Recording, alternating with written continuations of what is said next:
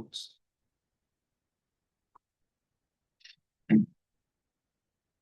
This is the March 4th, 2026 meeting of the Energy Advisory Committee. I'll take the roll. Kevin Charette. Here. Tom Rooney. Here. Ben D'Antonio. Present. We have excused absences from Tracy Cameron, who's overseas, Betsy Blaisdell, who's overseas, and we do not have Peter Somsich. So we do not have a quorum, but we can continue as a work session.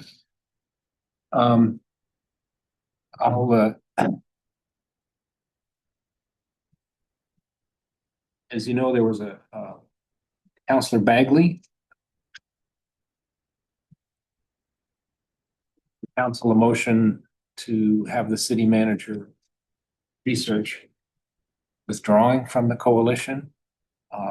And there was debate about that. I don't know if any of you watched Monday's meeting, but the debate was, do we know enough to even take that kind of course of action?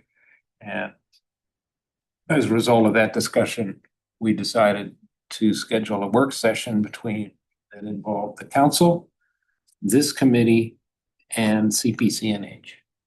And so that's why you got a note asking your availability for dates. Some councillors, especially Councillor Cook, really wanted this committee to be there because of the expertise and the amount of communication we've had over the years with CPCNH. So I think the purpose of that will be to really have question and answer and get an assessment of the state of the coalition and how it looks for our ratepayers over the next year, 2 years. There was a discussion about the refresh. Councillor Bagley was going to originally have a second motion to have the council vote to pause refreshing the database unless the price was within, I think, 5% or 10% of Eversource. He withdrew that motion, so there was not action on it. He withdrew it before the agenda was finalized. So what I wrote to you all as of last Thursday, whatever it is, really, we have a lot of lead times. So that's the explanation for that. And then I was going to ask the committee, we deferred doing the goal setting. And one or two of the committee said, well, let's make that the first item at the next meeting. And we didn't do that, but I asked, could we take some time to at least get some of your goals this coming term? We could record those and then come back in the April meeting and have a group exercise and vote the priorities, if that makes sense to you. I'm just concerned that if we get into the CPCNH part of the discussion, we'll have to defer again. Not make any headway. So I see some okays on that. So Councillor Bill will still get back to just some more dialogue on CPCNH. Absolutely. Yeah, okay. We're just flipping the order of the agenda. Yep. That's okay. So I did have a note from Tracy, who said, here are my priorities: energy efficiency, educating residents on low-cost options to reduce energy and save money, partnering with the relevant programs, button up and window dressers, and making information available about heat pump funding. And she's doing a lot of work on window dressers that she presented to us. And it's going to have a virtual learning session in a couple of weeks. I thought that was a nice program.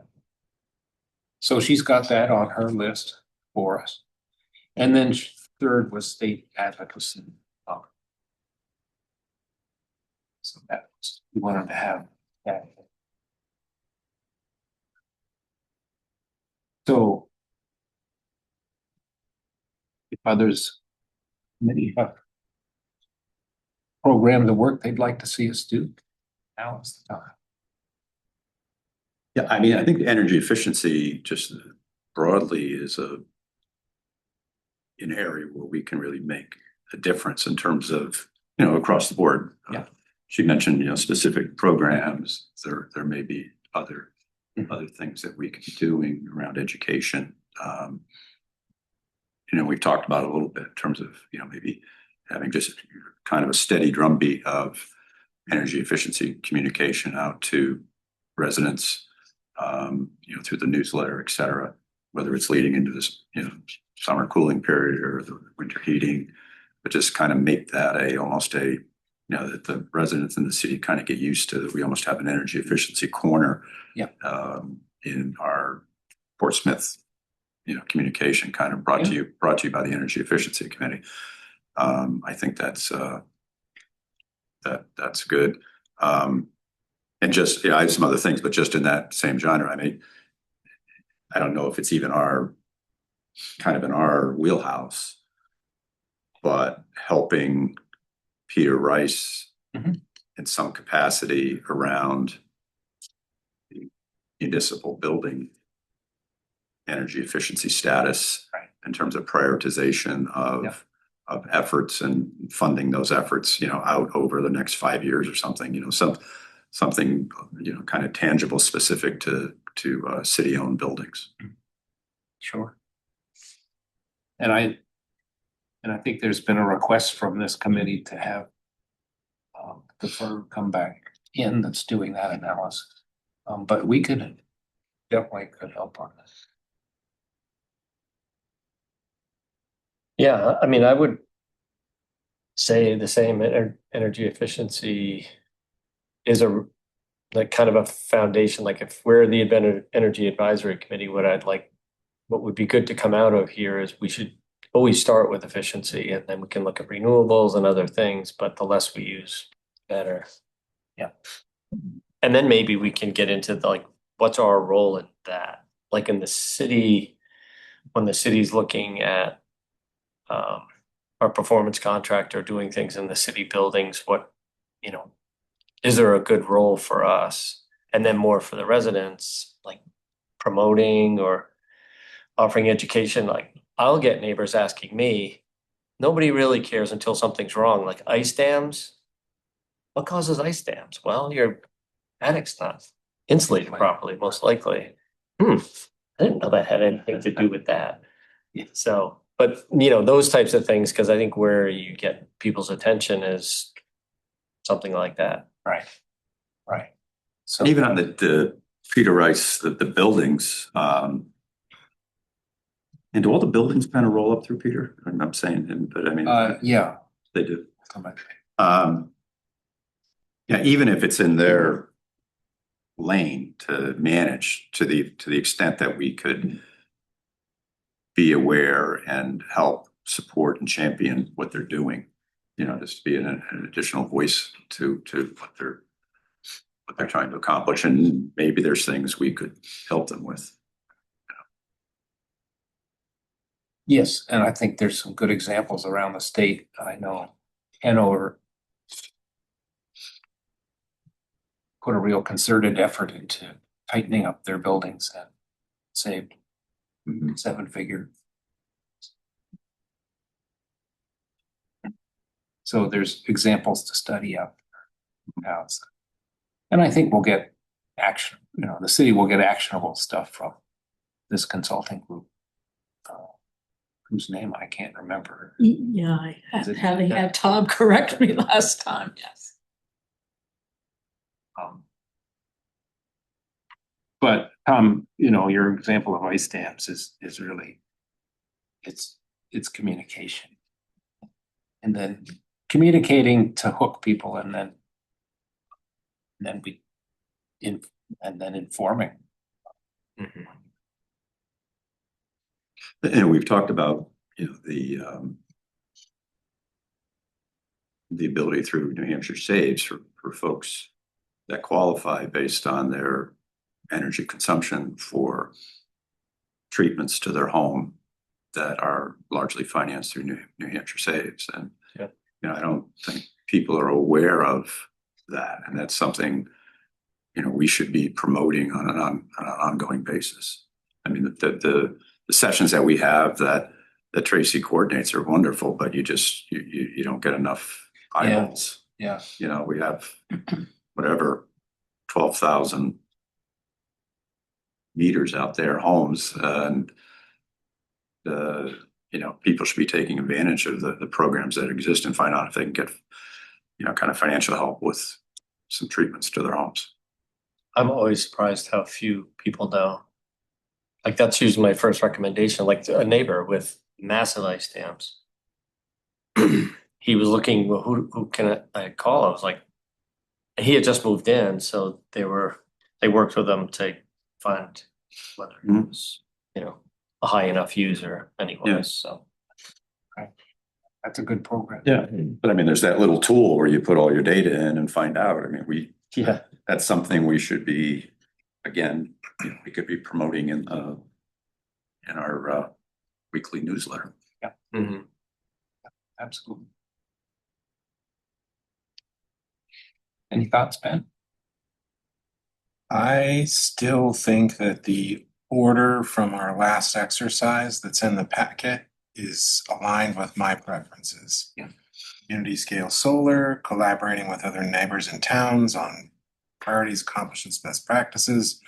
I think oversight of community power is going to continue to be a big one this year. Lively.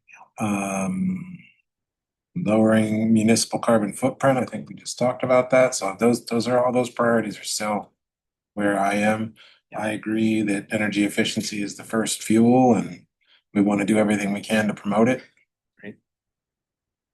I think the CPCNH oversight, we got to recognize that's probably almost our priority.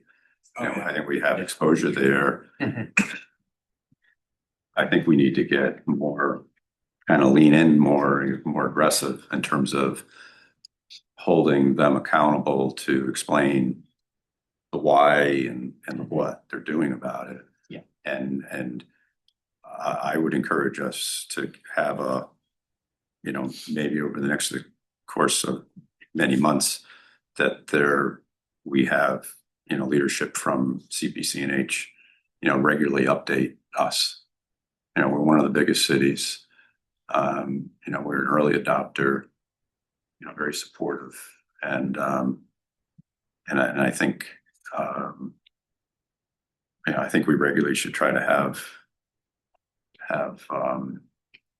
some of the leadership, meet with us if it's through Zoom or whatever, but just to constantly give us status updates on how things are transpiring, regardless of the broader topic where you started with around, right, the counselor's Egley's request.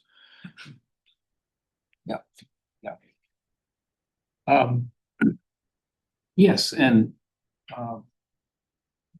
we have next month, we're going to hear from the consultants on Jones Avenue. Council's very aligned on Jones Avenue. We can make that work. So that will get more interesting because we'll probably be confronted with a menu of choices. How we financing stuff, whether we own it, whether we lease it, whether we share benefits with a developer, where can we go behind the meter? Can we not go? We'll have all those variables to work with. So I think that'll be a good project. And just along that, it's not trying to bite off more than we can chew, but like, what's the next Jones project for us? Because the lead time on these things is so long that it wouldn't hurt this year for us to start to identify, what comes next. Right. You know, after Jones, in terms of any sort of renewable type project for the city. You know, are there other opportunities to at least start to noodle on them while we're hopefully actively moving forward with Jones?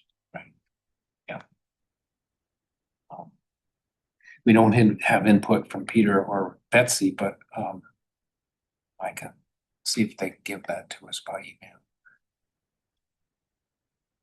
On Peter's behalf, net metering, And the balcony solar. Spinnaker Point. In Spinnaker Point, yes. Yeah, and that Spinnaker Point. Plus, We love you, Peter, for posterity. I don't know if there's anything we can do in that. It'd be kind of new for us, but, or if somebody else is already running with it, but that whole idea of the transportation side. Yeah. Is there, you know, can we lend some support to, you're talking about transportation loop throughout the region and the city and, you know, trying to minimize car traffic in the city and so forth. yeah, and that was discussed by the council as a strategic goal of the council too. Yeah. It's just But how we stand up a group to work on it.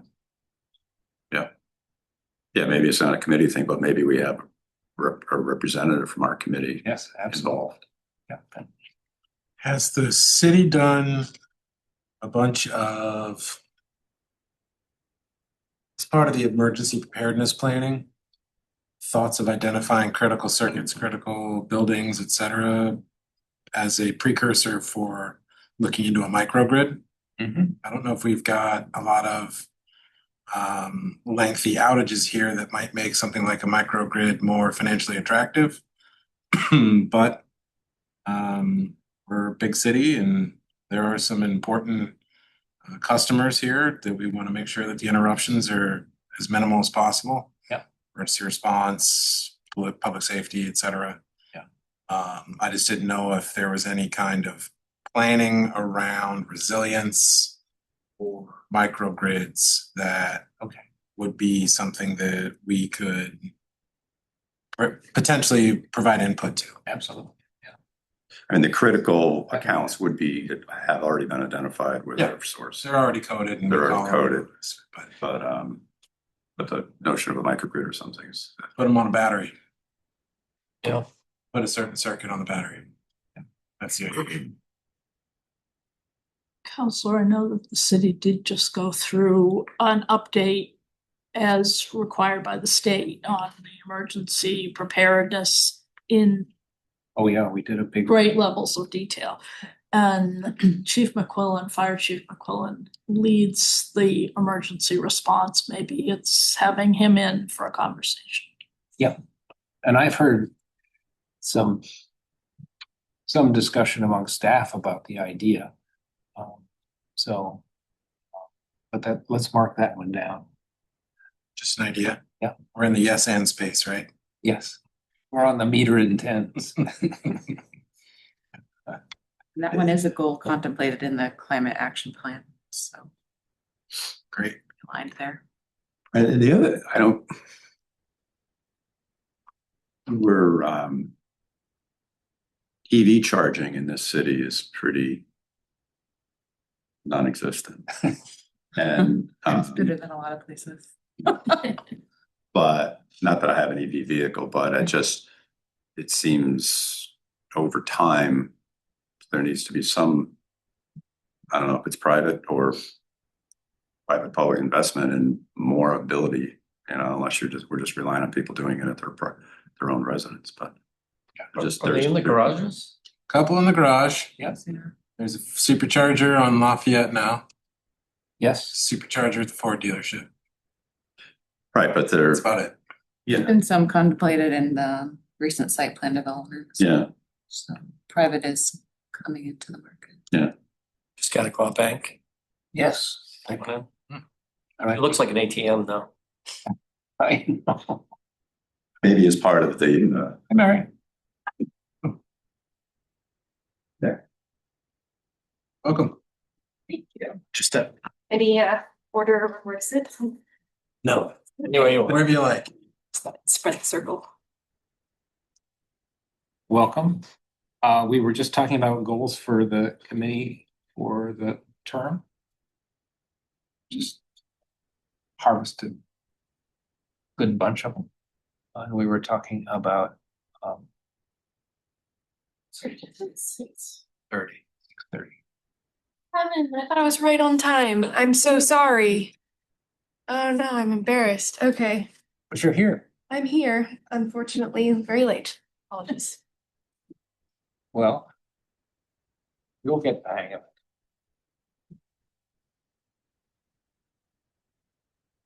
So.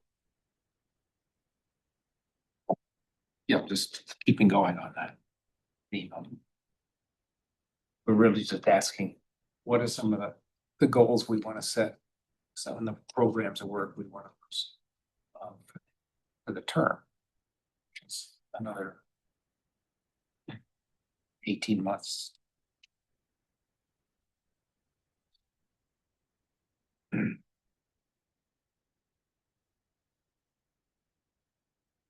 And we had in the packet last term goals.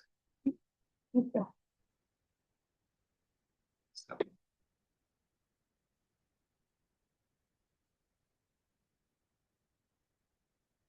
And now that you're here, we have a quorum. We can vote on them. We can vote.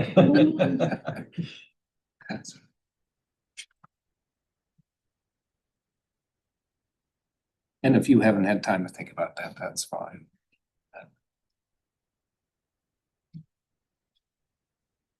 Any others for the good of the effort? The transportation, what is it? Term. I don't know how we have to figure out how to put an oar in the water on that. Yeah. And the EV charging might kind of fall into that umbrella. Oh, that's as what we well. were talking about. Yeah. EV charging. Have we identified anything at the city level that we think is important enough to elevate to Concord? I know CPCNH is doing a good job of keeping an eye on bills. They have their own kind of ideas about where, folks should be supporting and not. But I just didn't know anything if there was at the city level, have we talked about anything that might merit further discussion in Concord? Yeah, there's one. Right now, Concord allows cities and towns to give a tax credit in home value for your solar installation. So it's not part of your home valuation. This is a defensive action, but we could testify to keep that. Because right now, the legislature is looking at taking that away.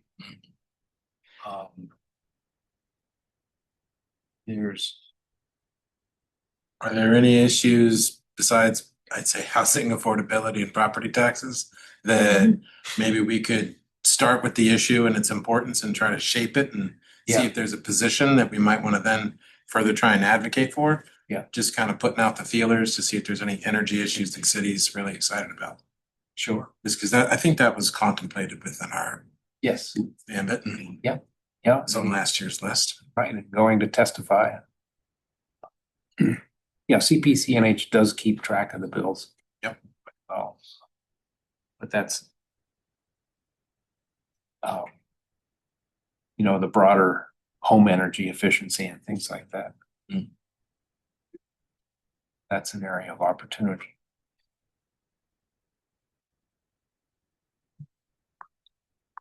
I'm most afraid to poke the bear on this one, but I've heard that the governor has talked about nuclear recently. City have any opinions on nuclear, or is that just so third rail? We'll just say no thanks.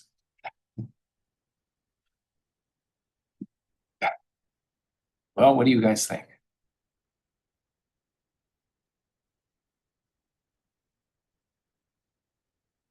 I don't know how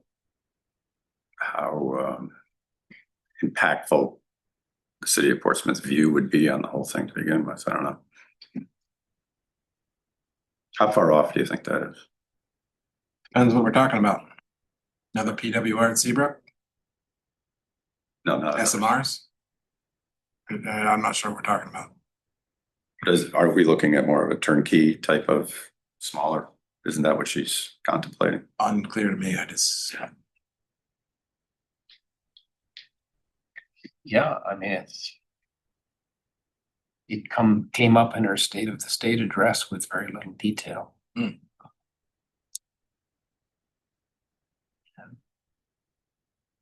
I suppose that the state might want to make that there might be some tension between what state wants and the town wants. sure. And that one's probably in code, so we can table that one, that's fine. And there might not. So, Well, I promise it's the last one. no, keep going. You're rolling. I forget our friend's name who was on the committee last year, who Herb Lloyd. did some work with MREL, and Yes. I think they came up with an analysis, but my sense was that there wasn't kind of obvious next steps on that. Is there anything to be done at all with any of that, or is that just kind of good information for another time? Well, you'll Still recall. Is it still No, nuclear wasn't- focus or no? No, he The Enron looked analysis. at putting renewable energy at a couple of different sites in Portsmouth. Okay. Sewer plants. Potentially trying to pair that with wastewater Or heat efficiency, recovery. Yeah, those kinds of Okay. synergies. cool. Not sure much of it penciled. Penciled out. Yeah. Love to see it. Except for solar at the Pease wastewater treatment plant. That had a pretty good payback. That's for example, maybe, you know, as we're thinking about getting Jones Right. kind of as a project up and running, Right. what are our Next? next couple that Yeah. we're thinking about? Maybe that's one. That's true. Yeah, and it's in there. They've got all the analysis done. And would it be ground mounted? Like there's a big footprint there? I guess it's in the study. If it was that big of a, yeah. I'd be surprised, but I don't remember the details. Yeah, they estimated what they thought they could get in terms of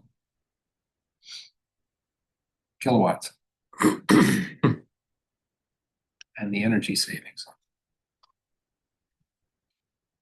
We have that report on file, so we can pull that out. And we've already got that sort of under the heading of what's the next Jones Avenue or what's the next solar opportunity. And just as a committee, it's not really a goal per se, but just for our own kind of ongoing education. CPC&H does put together a nice summary of all of the bills when the legislature comes into session and what CPC&H's position is on them, et cetera, et cetera. It's probably good reading for as a committee, Mhm. you know, that we kind of have, you know, even if we included it in our packets periodically, and have some level of discussion around the kind of the scope of bills that are pending and CPC&H's position is on them. Right. And our position is what their position is. There was also something, I am not sure which bill it was, but that I flagged to our legislative subcommittee at the city.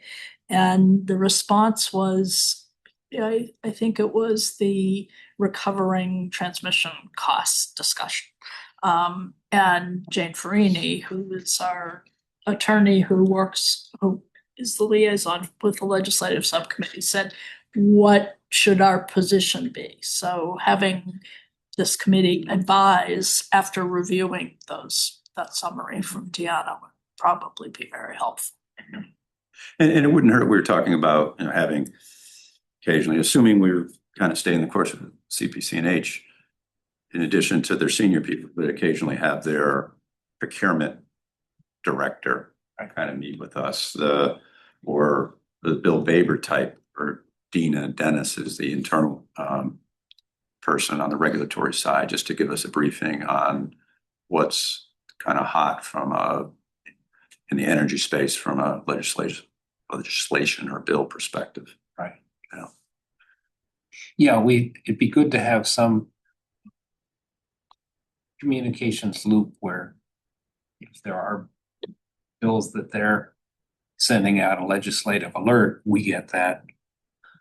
It can be a topic at our meeting, and if we want to choose to go over and testify, we can do, Mhm. and we can vote ourselves on record. Yep. Testimony on that. They have those alerts on their website where that's one of the alerts that you can sign up for. Yeah.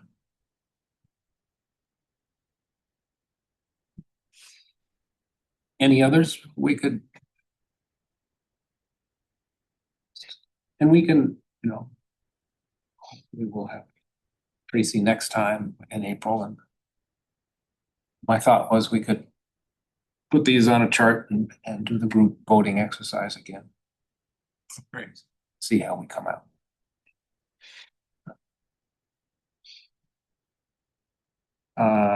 Approval of the minutes. I didn't do that. If everybody had a chance to read those.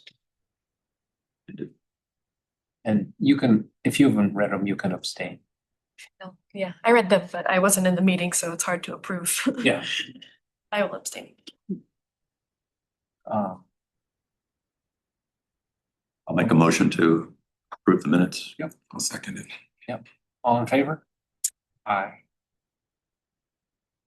And you got your list of 2026 meeting dates in the packet?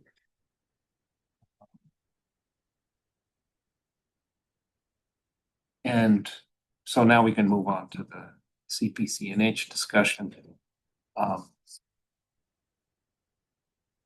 There was one other discussion, part of the discussion I didn't relay on, which was whether to pause the refresh.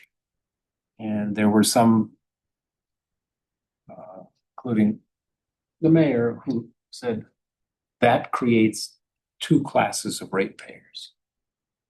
And some concern about that. So,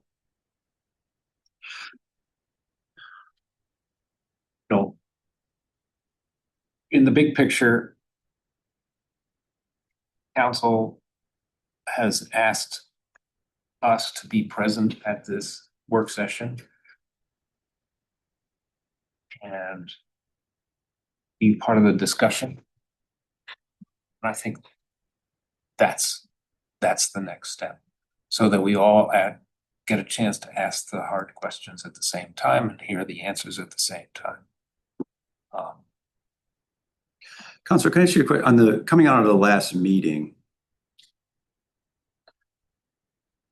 regarding the refresh? Weren't we going to issue some sort of communication? Well, it has to go through the council, yeah. Oh, we did, the postcards went out. Yeah. They did go out. Yeah. Okay, I never saw. Underway. I never saw. It's underway. They aren't. Oh, sorry, I thought yet, they went but out. They are underway. Do you have a sample of it or something you could share with the group? What we're sending? I think so. Oh, that's true, because that didn't come back to the committee, did it? No.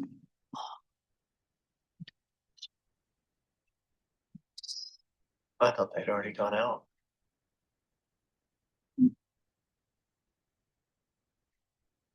Did It's CPCNH see it? Or is it just here? I don't think, did they review it? I mean, I brought the whole matter to Karen, and she said our team will take care of it, so. So we were working with the CPCNH mailing house. So as soon as I pull Oh, it yeah, up, I goes can to- tell you who at CPC we were working with, who then introduced us to the actual logistics guy Yeah. at the mailing house. But I'll tell you in a second who that was. But they haven't gone out yet. they are at. I thought they were, yes, he's. There was delayed. Mary Claire, if you want to jump in and ask questions, feel free, because there's, I will. So lots of acronyms. how about CPCNH? You know what that means? Clean power, Community Community Power Power, okay. Coalition of New Hampshire. yeah, Yeah, so the city joined, we've been members 2 years? clean power, PCP, right?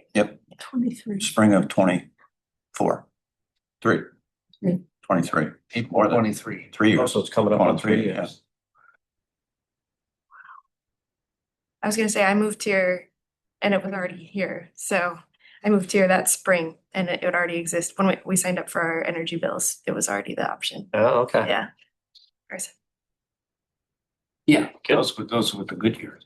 Yeah, that was the time to We sign had it. 2 good years. Those were really good years. First of all, Jackson saw it. Oh, okay. Yes.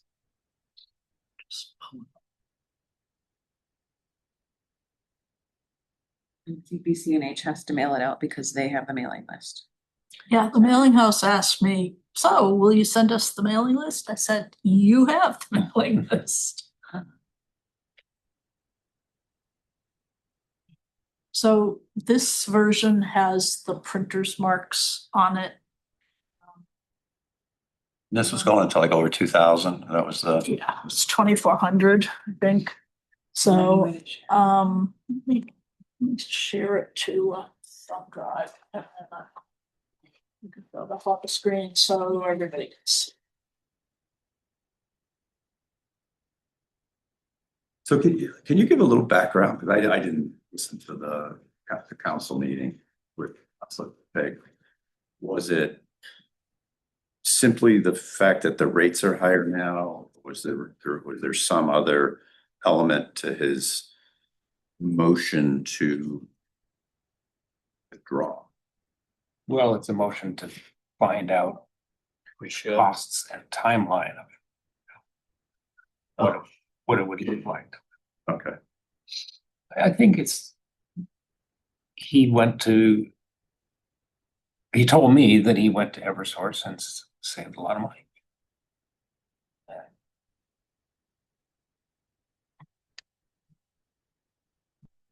And, I think he laid it all out pretty clearly in his motion Monday night. And he was concerned about that we didn't stop the transfer of the new movers.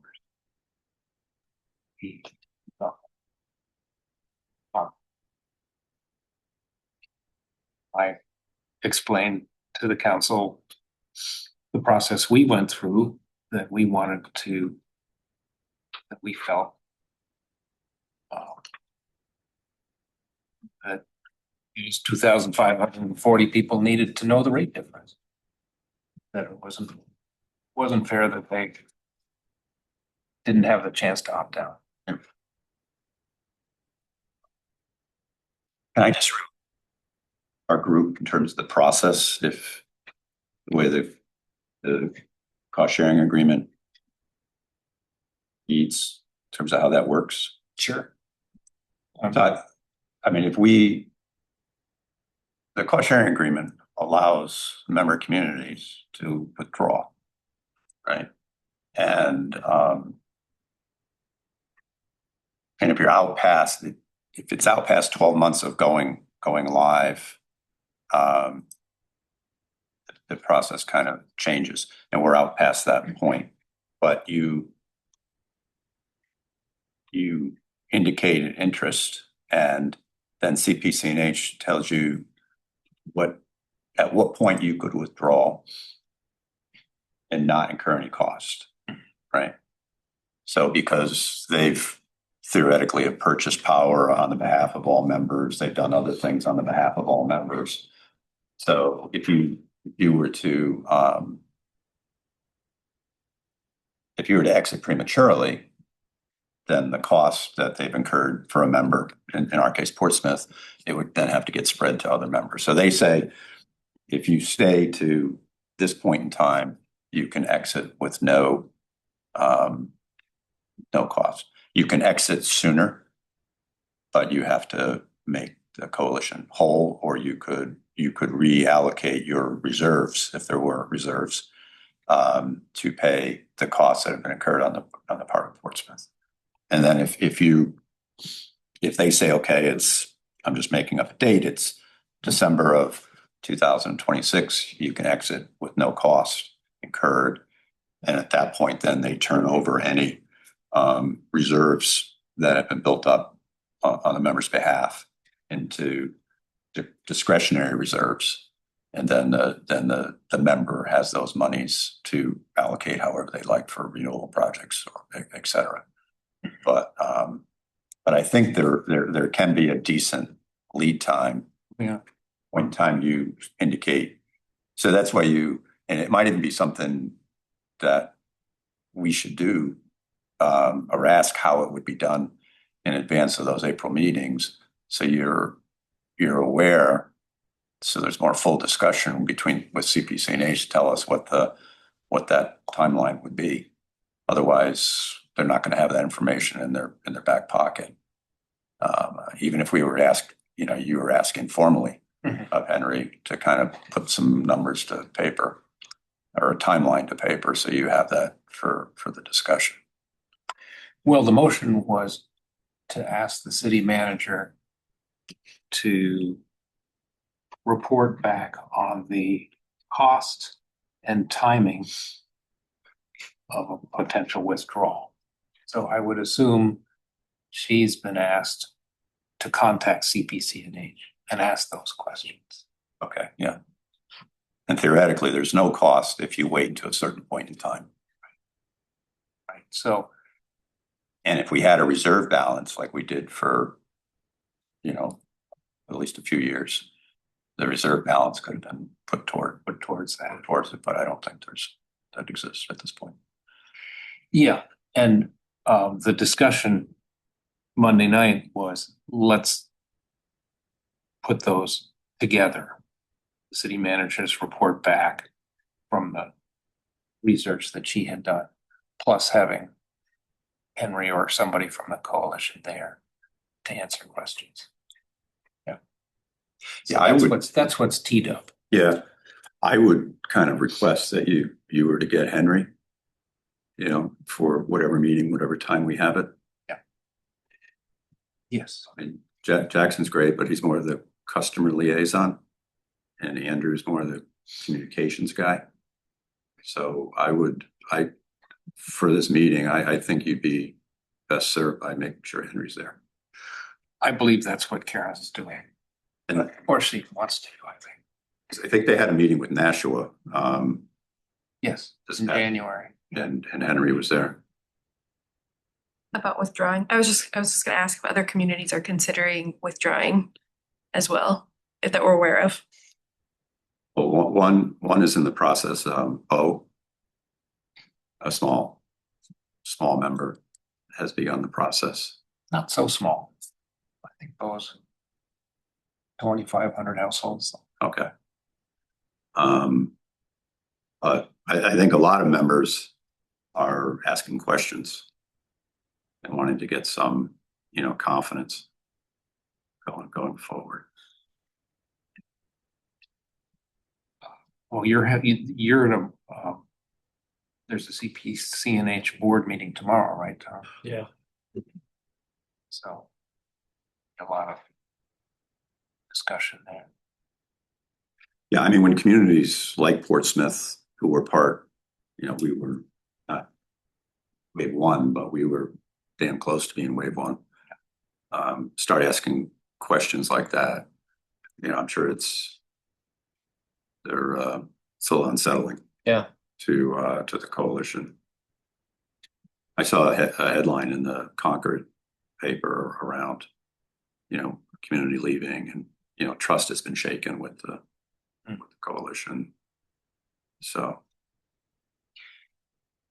Yeah, and one of the points I think is important to keep in mind is it's not just Eversource versus the coalition as your suppliers of power. The regulations are changing. Right. Regulations changed last year. There's another bill, I think, coming out of committee to change it again. So that affects all of this. That was always a risk. You know, CPCH's competitive advantage was how the utilities purchase, you know, in 6 month blocks, you know, across New England largely. And that can change. But they should be able to demonstrate they can be competitive with that. Yes. And I think they're still working through some decisions that they made or things that happened to them with the PPA, et cetera, that they're working through. But once they have some of those things in the rearview mirror, they got to demonstrate they're still going to be just, you know, it's not like the utilities said, oh, look at what CPC&H is doing. We need to do that too. That's somehow, I think, how CPC&H is starting is like, is marketing it, that the utilities are now kind of, that's not the case. There was a docket in that very cold winter, just before we went live, the PUC issued a docket and asked the utilities to investigate, you know, when the rates went up over 20 cents, up to 25 cents, there was a docket for the utilities to work with the PUC to investigate improvements to the process that have been essentially there for 2 decades. Yeah. And, you know, we're starting to see some of the outcomes of that. So I don't think the CPC&H procurement model has driven this by by itself. You know, I think the regulators, finally been up that there could be smarter ways to be procuring power. Yeah, well, and they changed the way Eversource was regulated. And now there's a bill in the legislature to change it again. That was my point. Yeah. But your point is well taken that the regulatory changes may have been in the pipeline previous to the coalition going live. Well, I don't think they knew what the changes were, but they, you know, and they asked the utilities in New Hampshire that operate in multiple states to kind of bring some of the practices from Massachusetts and Connecticut, and you know, I think you're just starting to see some of the tweaks to the process. Yeah, but no, and I'll be surprised if they let them or they require them to be exposed to the spot market price for a portion of the portfolio for much longer. Yeah. Yeah. Say that again. I think that CPC&H had a structural advantage for a period of time. Right. Regulations changed for how the utilities do default service procurement. Yeah. I think in New Hampshire, there's a certain degree of exposure to spot market prices. And I think that unfortunately came in contact with this past winter that nobody wanted to be exposed to anything. So I think there's going to be a significant reconciliation. I don't know, but just looking at it, I presume there's going to be a impact on the next rate period With the utilities. Yeah. Mm-hmm. Yeah, apparently with Liberty, it's even more. But I don't know about Unitil. But So whatever legislation is pending, it may change again. Yeah. And CPC&H apparently had exposure too in January, and they incurred pretty substantial losses. Oh, great. So they were hedged. yeah, that's what I thought. Find out. So it was an interesting discussion. It's a discussion a lot of towns are having. By and large, with the exception of Bow and the town of Wilmot. Kevin sent me an article from the Valley News. Those two towns want to leave. But the larger players have not said that yet. I know Henry presented in front of Dover, and they did take their municipal power out of CPCNH. Which was kind of ironic, if you guys remember, when they were supposed to go live in that first group, but they had the municipal contracts were tied up with a third-party supplier till the fall, and they didn't think it was good form to go live with the residential, and while their municipal were with a third party, so they waited to align it. And that fall, Dover went live once they brought Dover onto CPCNH on the municipal side. Right. And now they're bringing the municipals back out. So to make this productive, what are some of the questions we should focus on? Well, I think there needs to be some level setting for the council on how did we get here, right? I think this thing went swimmingly for 2 years. Yeah. And now we're in our third rate period where we're higher. I think this is the biggest delta. But I think there needs to be some honest level setting on the part of CPCNH as to, why we're in the situation we are and what they're doing to straighten it out, and how long is that recovery period going to be. I think the onus is on them from an education standpoint. The city council is, you're keeping them informed, but if they're going to start to really talk about this, I think they need to have a level set of why are we where we are. And I think CPCNH needs to give an honest accounting. It's not just all the weather and change in regulation. I think they own some of this as well. And I think they need to, yes, they need to be honest with the council as to where we are and how long. And I think they're doing all sorts of stuff to try to turn things around. And so in my mind, I think that needs to happen with the council. Yeah.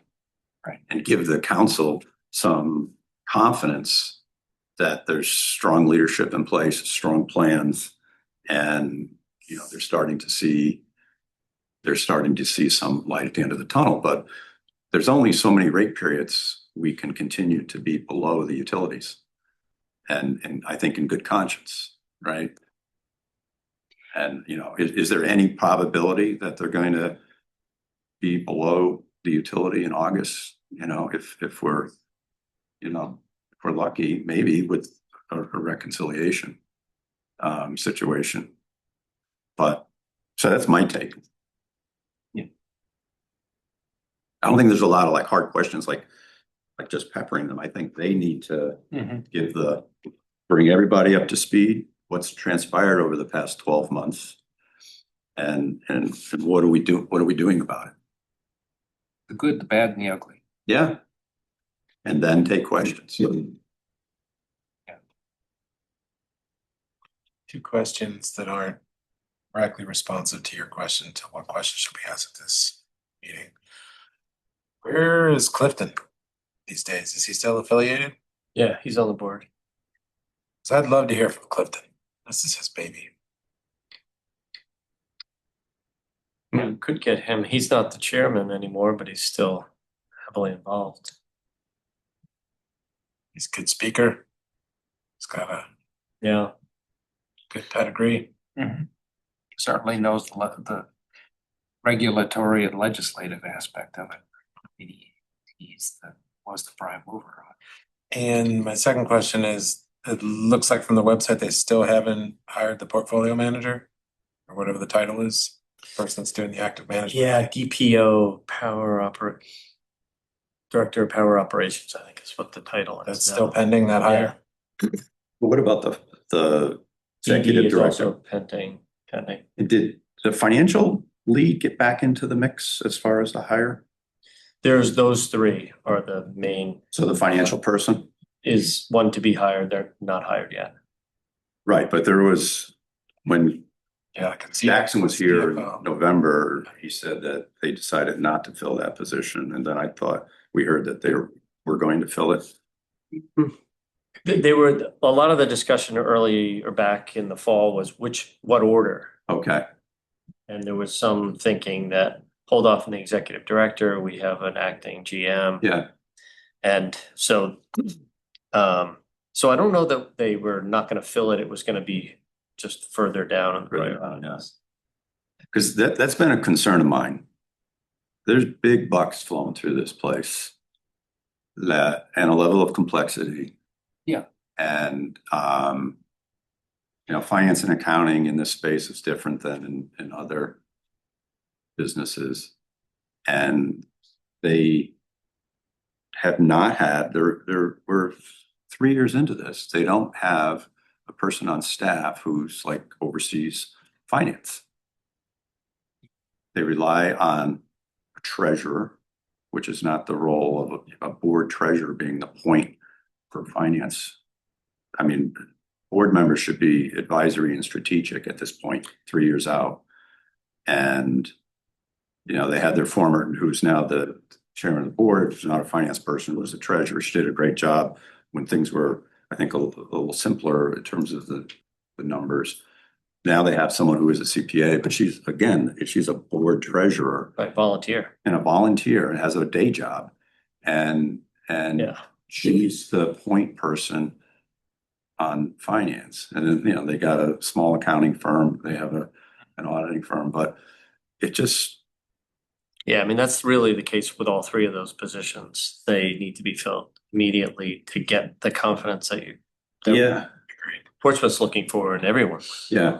But even on the procurement side, they've had a level of expertise with Calpine and Ascend that you could almost understand they didn't have that person internally. There's no level of expertise on the financial side. Mhm. The accounting firm they have is kind of a, nuts and bolts, does accounting. They could do it in any industry, no energy background. And it's a small firm. And then they have a volunteer board member who has filled the treasurer role. And I'm just, with all the issues that they've had financially, they've been driven by procurement activity, but still, nevertheless, it's just, it just seems like they've dragged their feet trying to have they should have a director of finance who has a background in the space. And a portfolio manager. So maybe the question is, what is your plan to staff these critically important roles? And by when? Yeah. Yeah. They were going to fill those roles when the former CEO was hired. Right. And that was part of his whole thing. And he hired some positions, but he didn't hire procurement and didn't hire finance. Yeah, I don't know, any idea that they just got kicked down the Yeah, road because yeah. it's, yeah. Okay, those are good questions. And But I just think they really need to just level set on what's transpired and where they are with what's their recovery plan and where are they with it. Right. And we're in March. If things could turn around in August with better rates, depending on what happens with the utilities, then that would be a good story. so, yeah, as Red Auerbach used to say, it's too soon to panic. Yeah. Well, and it seems like the good follow-on, that's definitely the lead for sure. But a follow-on is a little bit of okay, so if the rates are the same, what do you have to offer? Right. Like, why not, if the best we can do is you know, if we're not gonna see that big gap in the future and we can be competitive, we, the coalition, what does the city get out of it? Yeah, Like, what's the benefit? What's the future look like? Because I've gotten a sense that there's been a little more activity with the individual for-profit aggregations. You know, like the Keene model, Right. where they're not part of the coalition. All they're doing is contracting with having an aggregator and a third-party supplier. Friend of mine who lives down in, I think it's Northampton. He showed me the other day that they're moving ahead with a broker. A broker. Yeah. They evaluated CPC&H, and he's involved with a little bit with politics down there. And I'd been pushing them to do that, but then by the time they got around to doing it, the rates were for CPC&H were. Yeah. So because those models, I think, are offering rates right now that are below the utility. I don't know. I know Keene did not do as well if they had gone with the coalition in the first 2 years. Yeah. How it looks now. I don't know how it looks competing with Eversource in this world of 50% spot market. Got any insight with how brokers would do? But I don't know.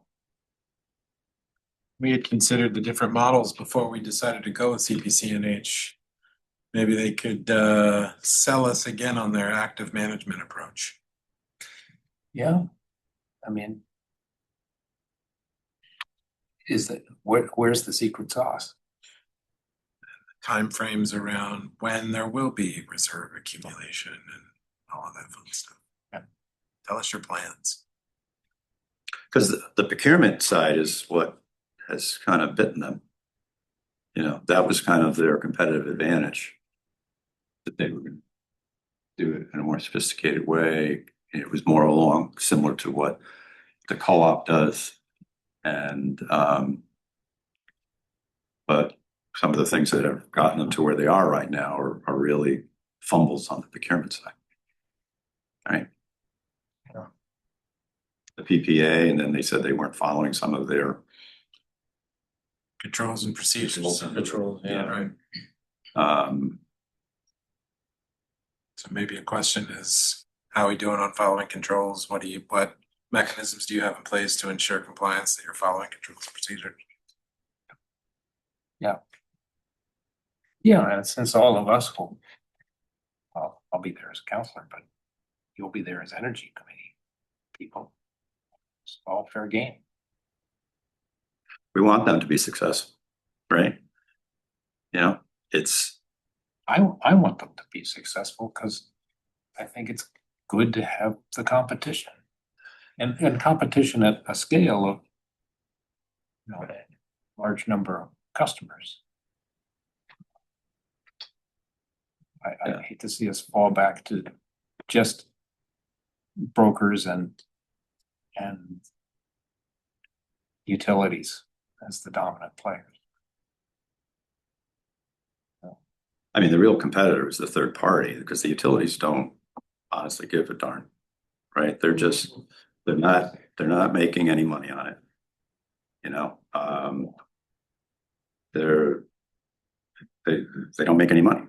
It's nothing but a headache, actually, because when the rates are high, they take a beating on their JD Power scores.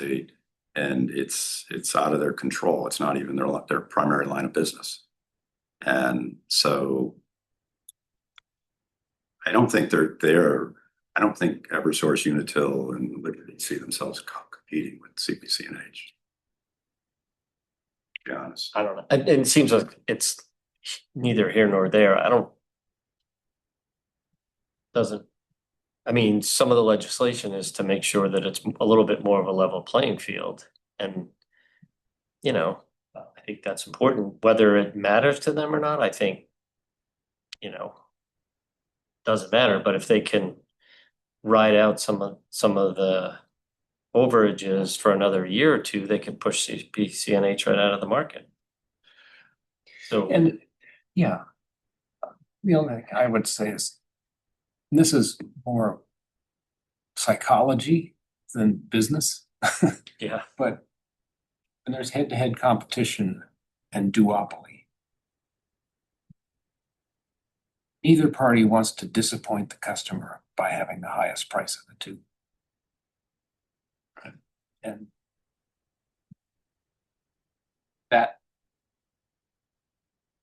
that's why you used to have Time and Newsweek selling for $10 a year below their cost. Because they didn't want to be the one selling for 20. mhm. And that's an ancient example from a world that doesn't exist anymore, but I think the primary interest of the utilities is to make sure there's true-up mechanisms, right? And there always has been, even when it was, they were buying on a 6-month block. If they undercollected or overcollected, it got folded into the next rate. So there's always been kind of proxy rates, you know, they're going out and buying, but they're going to be made whole. And that's what's happening now, even if they're going to be playing in a more dangerous market, they still just want to be made whole. And they're going to require that. You know, they're not going to incur cost on this because it's not their shareholders are not going to take a hit on this. It doesn't work that way. well. And that's why presumably they'll have to reconcile. Yeah. And I think that's a good thing, I guess, that they're not able to feather out the true up over a period of time. But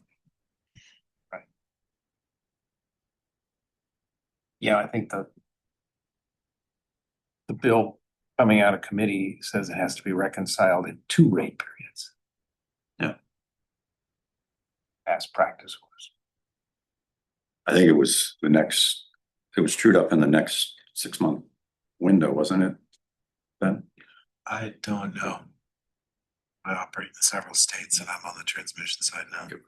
I think it was. If they undercollect or, you know, true up, if they overcollect it, they had to put it back into the rates. Generally speaking, that's consistent with. I mean, that's some of the reasons like Eversource had a particularly low rate in a period here because they'd overcollected and were able to bake it into the next round of rates and drive the rates down. Yeah. Late second half of 24, I think. Okay. Well. I just want to say you guys are a real asset to the city with your in-depth knowledge of all this. The council's got a lot of questions. We'll see if they can level set. And it's great that the council wanted this committee to be part of that discussion, that work session. We'll all do our best to see where the answers come out. I'm sure Henry and others, you know, have gotten probably every question there is, you know, from the various members at this point in time. Yeah. You know. And I tried in 3 or 4 minutes to explain what happened with wood chip plant, and we need to build the reserves, or the coalition needs to build the reserves, but I can't explain it as well as they can. It's more appropriate that they explain it. Yeah. But I've seen some of their communication as we've gotten further away from that. It's more of it was weather, you know, it was the energy markets. And I think they got to give a, you know, the full picture. Yeah, well, we gotta find the answers for our ratepayers.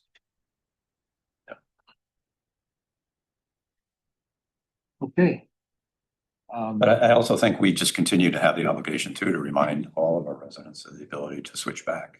That's so important. They're not chained to their meter. Right. They could switch Part of this is and, choices built in. and if you want to do it, and when the rates are lower, you know, hope you come back. Well, that's a really important point. If we get into the discussion about how long, whatever, Karen should get that information before the work session, roughly how long. But that has nothing to do, anyone can leave at any time, right? That's the city as a formal member of the coalition. People can leave whenever they want. Customers. Yeah. I saw in one of the reports the other day that at the beginning of 2025, January, they were at like 200,000. And they're right now at about 170,000 customers. How much of that is because they didn't refresh for a long time? It could be a portion of it. Maybe it'll be interesting to see where they probably can tell us where their customer count will come out in March. Yeah. But it just goes to show you that, I mean, the rates have been higher now for 13 months. And largely the customer base is kind of hanging in there. And I don't know if it's a matter of education where folks don't know that they can opt out, but people are just willing to pay the extra. Probably a mix. Yeah. Yeah. It depends on how much power you use. If you're in a studio apartment, it's not much of a Yeah. difference. If you're in a 3-bedroom house with an electric vehicle, big difference. So. Would there be ways to find an analysis that shows that divergence in terms of like where we started a couple years ago on price versus Eversource and where we are now? Like a single source that kind of consolidates those rate changes. There is a graph like that. I thought we were looking at it last meeting. CPCH has those. Just like, Yeah. Their materials. okay, Yeah. all right, I try their website, their board materials are the best. okay. Well, the other thing we should ask for is, I mean, for everyone's information, I know we're kind of at a break even. If you were here when we launched, now we were still ahead, so maybe right around now is when we're breaking even. I think just for the general understanding of the situation, that's helpful to know. Like as a city, if you've been here for, since we launched the coalition, you're roughly even, right? You haven't lost money. I don't, Yeah. well, that's what would be good to find out. I think we were still ahead as of 4 months ago, 5 months ago. But yeah, it's not gonna last forever. And that reminds me too, we don't really, and maybe they put them on their website somewhere, but the town by town member reports. The cost sharing agreement requires that they provide a monthly report. And Jackson had mentioned when he was here in November that there was going to be a new and improved version of that. I looked on if you go, I got a member login, but there wasn't any report. Yeah. You get in with credentials for Portsmouth and then I think that's where it's gonna be. It wasn't there when I checked a month or so ago. But I thought that's what he said. It would be on like the member part of the website. For all residents to see or for just No. to city? Yeah, Oh, yeah? you can request access. Yeah, I don't think it was limited. I thought too, there was a detailed reporting kind of for the Karens of the world. Oh. And us and so forth in terms of where do we stand with reserve balances and how things are tracking with, opt in, opt out. So that each community was supposed to be getting, they were gonna report out to the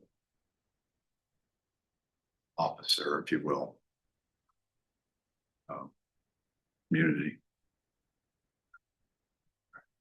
Because we don't really get any regular kind of Just a monthly flash. yeah, kind of analysis of the numbers.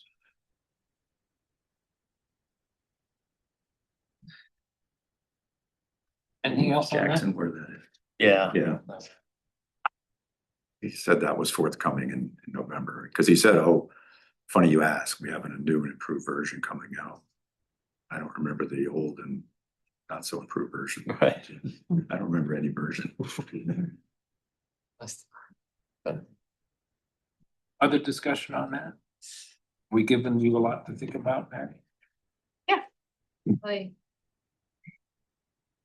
There's at CPCNH's website, you go into their library, and under library, there's a section that has like 4 or 5 of the kind of the foundational documents. okay, There was like a joint powers agreement, there was a cost sharing agreement, blah, blah, blah, blah, blah. It's dry reading, but it gives you kind of pretty much everything you might be interested in terms of understanding the construct of the coalition. Also, the word packets are all there in Word Yeah. minutes, and I think that gives you a little sense. Because it's an open book. It has to comply with RSA 91A, so. And it's in the meetings are documented and open to the public. So.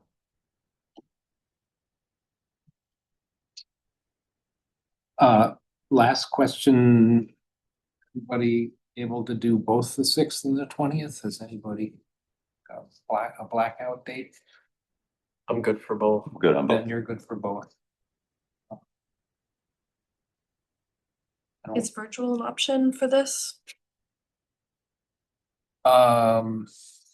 Yes, It just happened to be traveling the 5th to the 20th, so, yeah, but that's, I'll find out.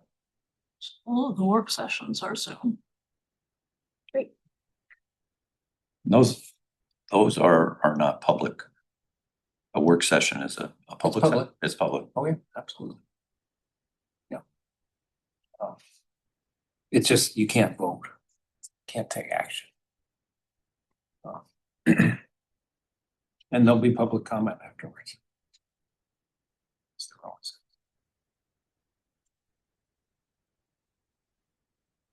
All right, so April coming up, we're gonna hear from solar consultant. Over to that. Hopefully we can get that in your packets in advance, so everybody has a chance to read it.